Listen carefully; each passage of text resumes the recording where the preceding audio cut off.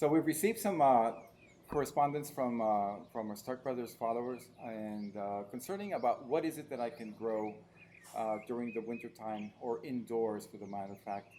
There's a lot of folks that have apartments or do not have access to a growing area, a yard, and I have a couple of great suggestions for the indoor grower. So our candidate for potting, for repotting, is a dwarf banana. Now you're going to say the leaves are not very big. The leaves will grow bigger. This particular one was grown in the greenhouse where there's higher light than in a normal apartment situation, normal indoor situation. In a lower light situation, the leaves are going to be wider and they're going to be longer. It's still going to be a very proportional plant. It's going to be a very nice plant.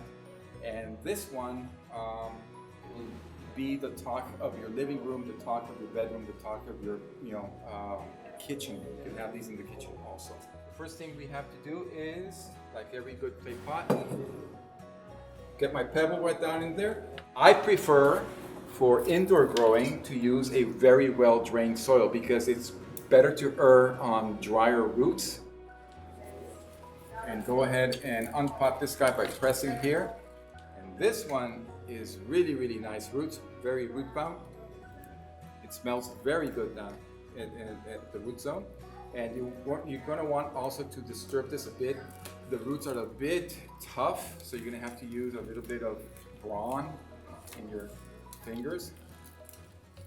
And this is as much as you want to disturb it, so you get new roots generated from there. And then you just put it into your pot. Okay. Go ahead and disturb this on top also. Oh, it smells so good. I wish you could smell it. I wish we had smell-o-vision. That's a chocolate factory reference. Again, press firmly on the edges so the water does not go past the plant. You want to water the plant. Again, a well-drained soil. Nice drainage of this.